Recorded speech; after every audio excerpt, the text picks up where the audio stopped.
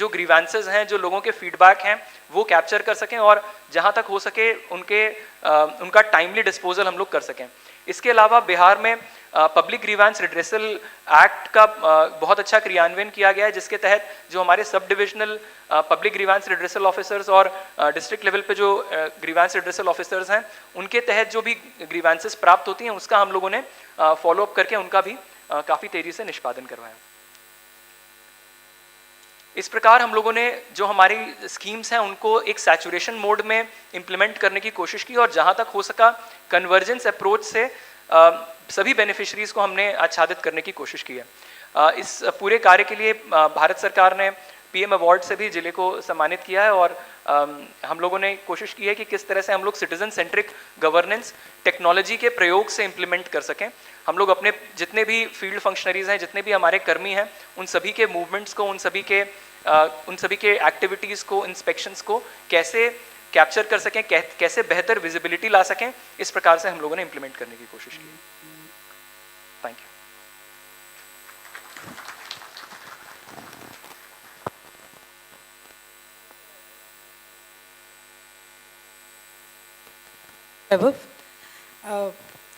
This was an example of how digitization, convergence, and people's participation brings about the required target or the objectives of saturation, and also replication models are presented through these approaches for all the others to follow wherever they find similarities or where they need to upgrade their own models. And I must say that this potential is what brings all the deputy commissioners and many senior officers from rest of the countries also to understand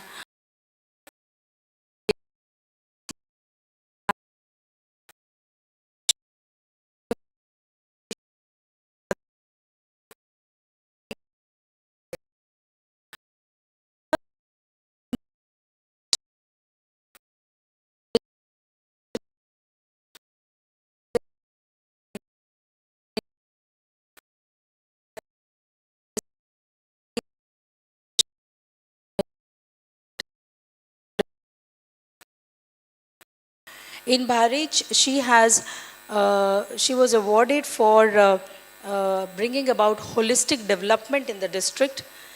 During 2023, the award was conferred. She is an IAS officer of 2010 batch and has worked extensively for women empowerment in her district and also financial inclusivity. We will hear from her how she could bring about the saturations. Monica Ranich.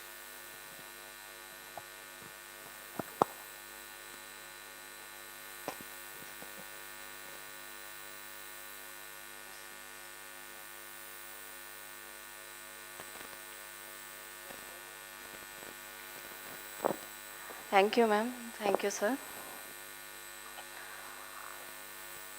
मेरा जो presentation है उसका 2023 में इसको award दिया गया था, PM award 2023 के holistic development of the district के लिए, और उसी के विषय में आज मेरा एक छोटा सा प्रस्तुतिकरण है।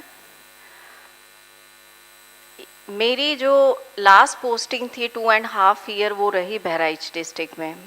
जो इसका पहला क्वेश्चन है, वाई इन बहराइच डिस्ट्रिक्ट, ये अक्सर उन ऑफिसर्स के दिमाग में आता है जो दिल्ली बॉर्डर से नेपाल बॉर्डर पे पहुंच जाते हैं। तो मेरी पोस्टिंग दिल्ली बॉर्डर से सीधा नेपाल बॉर्डर पे हो गई थी, तो मेरे उसमें सबसे पहले यही ख्याल आया कि मेरी पोस्टिंग जो है वो बहराइच डिस्ट्रिक्ट में कैसे हो गई और अब इसमें कैसे काम करना है। बहराइच डिस्ट्रिक्ट एक नेपाल बॉर्डर के साथ में 110 किलोमीटर का बॉर्डर शेयर करता है। ये एस्पिरेशनल डिस्ट्रिक्ट है और एस्पिरेशनल ब्लॉक भी है। इसके साथ साथ जो मल्टी डायमेंशनल पॉवर्टी है, 2019 और 2020 की जो रिपोर्ट आई थी उसमें सबसे नीचे उत्तर प्रदेश में जो है वो बहराइच डिस्ट्रिक्ट का नाम था। तो इसी के दृष्टिगत एक ऐसे कार्यक्रम की शुरुआत की गई, क्योंकि जो मल्टी डायमेंशनल पॉवर्टी है उसके बहुत सारे इंडिकेटर्स हैं, जैसे स्वास्थ्य है, शिक्षा, वित्तीय समावेशन या इसके साथ आधारभूत आर्थिक संरचना का विकास, इन सभी में बहराइच बहुत पीछे था। बहराइच जो मुख्य रूप से ग्रामीण अर्थव्यवस्था पर आधारित था, उसी के दृष्टिगत एक कार्यक्रम की शुरुआत की गई और उसका नाम रखा गया सेवा से संतृप्तिकरण कार्यक्रम। बहराइच जो डिस्ट्रिक्ट था, जिस समय मेरी पोस्टिंग हुई उस समय यहाँ पर सभी महिला अधिकारी थे। उसमें जिलाधिकारी भी महिला थे, एसपी भी महिला थे, सीडीओ भी महिला थे, ईओ नगर पालिका भी महिला थी और माननीय सदर विधायक भी महिला थे, माननीय एमएलसी भी। तो ये एक तरीके से बहराइच जब डिस्ट्रिक्ट था, जब ये कार्य किया गया तो उस समय पे ये एक पिंक डिस्ट्रिक्ट बहराइच के रूप में था और ये वहाँ का एक प्रशासनात्मक जो ढांचा था उसका प्रस्तुतिकरण है।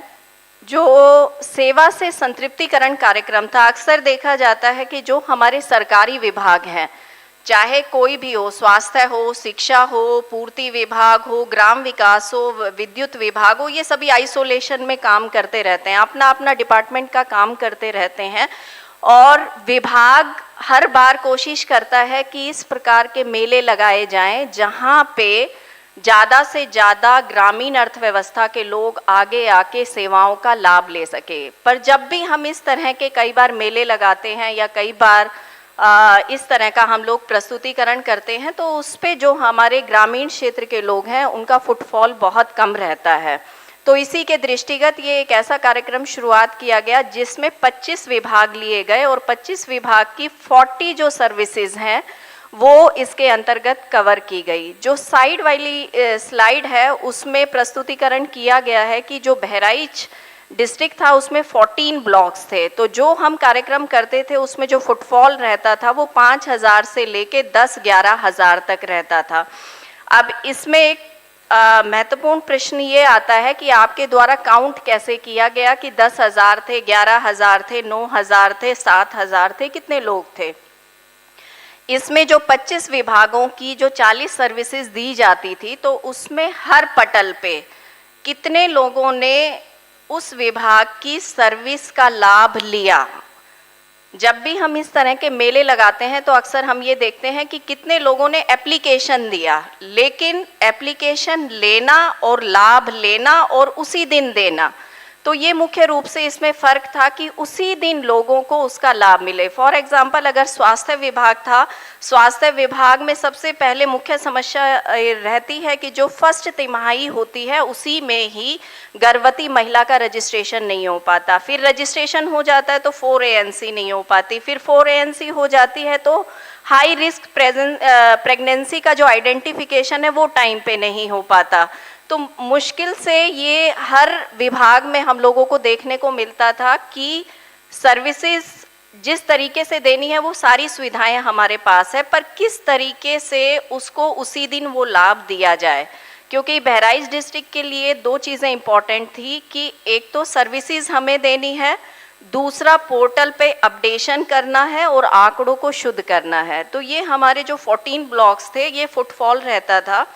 उसके अंतर्गत सेवा से संतृप्तिकरण जो कार्यक्रम था तो उसमें ये मुख्य रूप से जो भारत सरकार की योजना थी और योजनाएं थी या राज्य सरकार की योजनाएं थी, जैसे हर घर जल मिशन है, मिशन इंद्रधनुष है, या पीएम आवास योजना है, या पीएम पोषण योजना है, स्वनिधि योजना है। तो ये अधिकतर योजनाएं वो हैं जो कि लाभार्थी परक है कि आपने उनको उस योजना का लाभ देना है।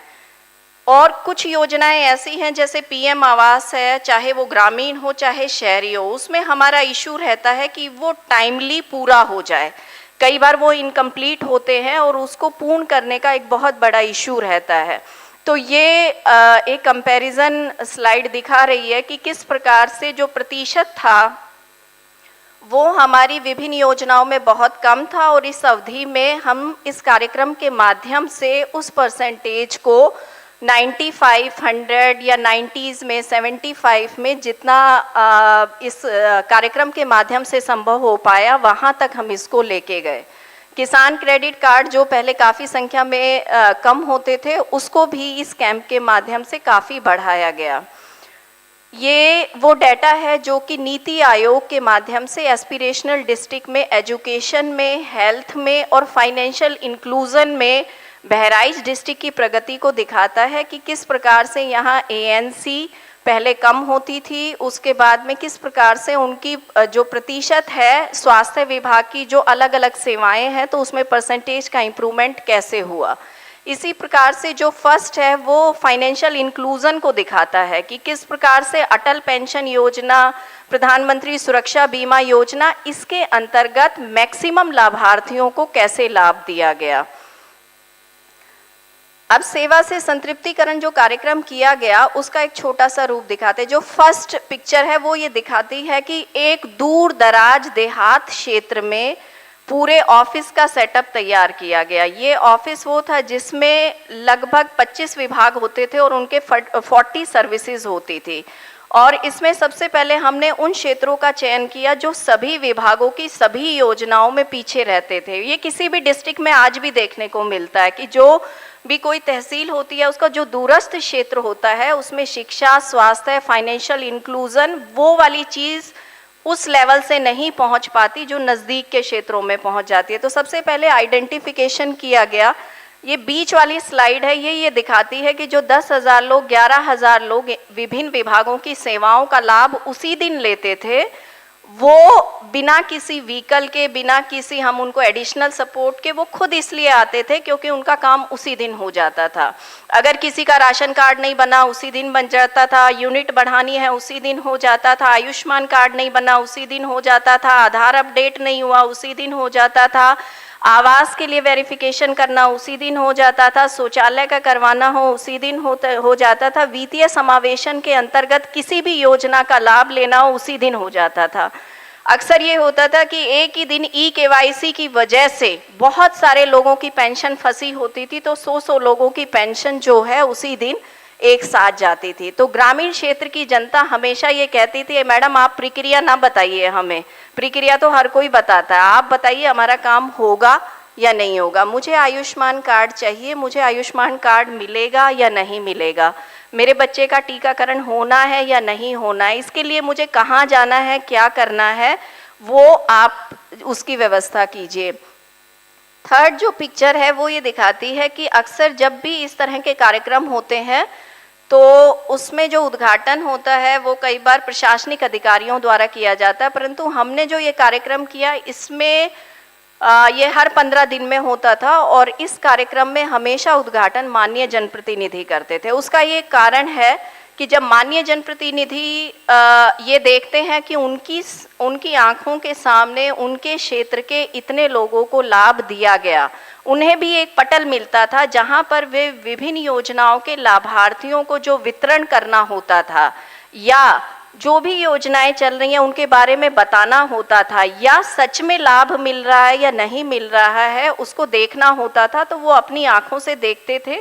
तो एक तरीके से जो पब्लिक परसेप्शन रहता है, एक माननीय जनप्रतिनिधि का परसेप्शन रहता है या फिर मीडिया का एक परसेप्शन रहता है या पब्लिक का परसेप्शन रहता है कि वास्तव में काम हुआ या नहीं हुआ, वो सब यहाँ पे हम लोग एक ही दिन में करके दिखाते थे। अब जो सेवा से संतृप्ति कार्यक्रम था उसमें सबसे पहले तो विभिन्न योजनाओं में जहां गैप है उसको आइडेंटिफाई किया जाता था कि ये एरिया है और यहाँ पे हम लोगों को सबसे ज़्यादा दिक्कत है।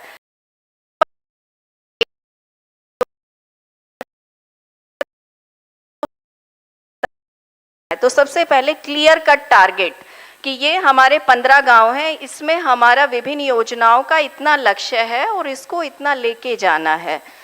सबसे पहले गैप एनालिसिस करना, फिर उनके ऑब्जेक्टिव तय कर देना कि आपको इतने प्रतिशत तक अचीवमेंट उस दिन करना ही करना है। इसके लिए आप 15 दिन भी मेहनत कर सकते हो या उसी दिन भी कर सकते हो। इसके साथ साथ उससे पहले हम जो उन गाँव के प्रधान होते थे या फिर जो अन्य आंगनवाड़ी या फिर एएनएम होते थे या फिर जो लोकल लेवल के जो कर्मचारी होते थे उनके साथ में मीटिंग करते थे और उसकी एक तरीके से ई रिक्शा के माध्यम से पूरा प्रचार प्रसार करवाया जाता था। तो जो माननीय जनप्रतिनिधि हैं उनको भी अवगत कराया जाता था। इनफैक्ट उनसे पूछ के भी कभी कभी ये कार्यक्रम तय किया जाता था। उसके बाद जो कोटेदार हैं उनके माध्यम से सहयोग से करके इस कार्यक्रम को किया जाता था। जो ये कार्यक्रम होता था ये 2 घंटे का नहीं होता था, इसको पूरा दिन करते थे। कारण ये है कि 2 घंटे में नॉर्मली जो एक पब्लिक की बैठक होती है तो लोग बैठे रहते हैं, अधिकारी ऊपर बैठे रहते हैं, वो अपनी अपनी योजनाएं बताते हैं, गांव के लोग बाद में एप्लीकेशन दे देते हैं। तो वो वाली जो मीटिंग होती है उसका आउटपुट क्या रहा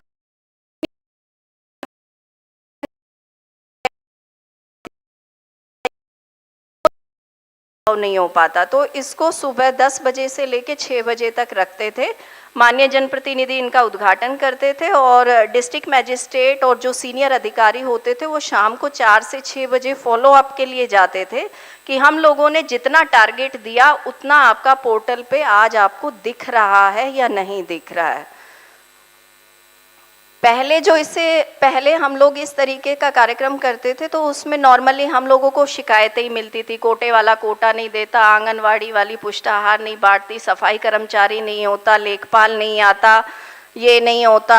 और कई बार जहाँ पे प्रधान और कोटेदार दबंग होता था तो लोग कुछ नहीं बोलते थे, वो बोलते थे सब अच्छा चल रहा है, कोटा भी बट रहा है, पुष्टाहार भी बट रहा है। और उसके बाद हम लोग सीधा एप्लीकेशन लेके और फिर संबंधित अधिकारियों को मार्क करके और फिर चले आते थे। लेकिन अभी इसके बाद में जो किया वो हमने 15 दिन के अंतराल पर इसको किया और बहुत ही सस्टेनेबल है। इसके लिए कुछ विशेष प्रयास की ज़रूरत नहीं है, इसके लिए बस एक ही चीज़ की ज़रूरत है, गांव के लोगों का काम उसी दिन लेना है और उसी दिन उनको करके देना है। छोटी सी बात है। और उसी के दृष्टिगत हमने कई बार ये देखा कि अधिकारियों को अगर आइसोलेशन में रख देते हैं तो वो फिर उतना अच्छा परफॉर्म नहीं कर पाते। हम लोग बैठक भी करते हैं, रिव्यू भी करते हैं, स्पष्टीकरण भी लेते हैं, बधाई भी देते हैं, परंतु जब सभी अधिकारी सभी डिपार्टमेंट मिलके काम करते हैं और जनप्रतिनिधियों को मिलाया जाता है, मीडिया को मिलाया जाता है, लोकल लोगों को मिलाया जाता है, तो कोई भी योजना हो उस सबका जो है लाभ बहुत अच्छा मिलता है। इसमें हमारी जितनी भी स्वास्थ्य विभाग की जांचें थी वो आराम से हो जाती थी क्योंकि किसी को नहीं बुलाना होता था, सबको पता होता था काम हमारा हो जाएगा। इसका प्रभाव क्या रहा? इसका प्रभाव ये रहा कि जो हमारा सीएम डैशबोर्ड है और IGRS है उसमें रैंकिंग बहुत अच्छी हो गई।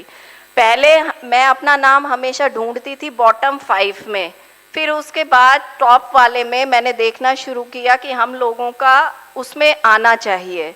उसके साथ साथ जो एस्पिरेशनल डिस्ट्रिक्ट हैं उसमें हमें इसी पीरियड में 14 करोड़ रुपीस का शिक्षा के क्षेत्र में, स्वास्थ्य के क्षेत्र में, कृषि के क्षेत्र में, आधारभूत संरचना के क्षेत्र में काम करने के लिए पुरस्कृत भी किया गया। और इसके साथ साथ एक विकसित भारत संकल्प यात्रा भारत सरकार के द्वारा इस कार्यक्रम को लाया गया था, उसमें भी जो बहराइच ने पहला स्थान प्राप्त किया था। तो उसमें भी यही बात थी कि इतने लोग कैसे आए और किस तरीके से शिकायतों का डिस्पोजल हुआ या आपने सर्विसेज दी। परंतु क्योंकि हम ये प्रोग्राम बहुत पहले से करते आ रहे थे तो हमने उसमें बहुत अच्छे से इस कार्यक्रम को संपन्न कर लिया।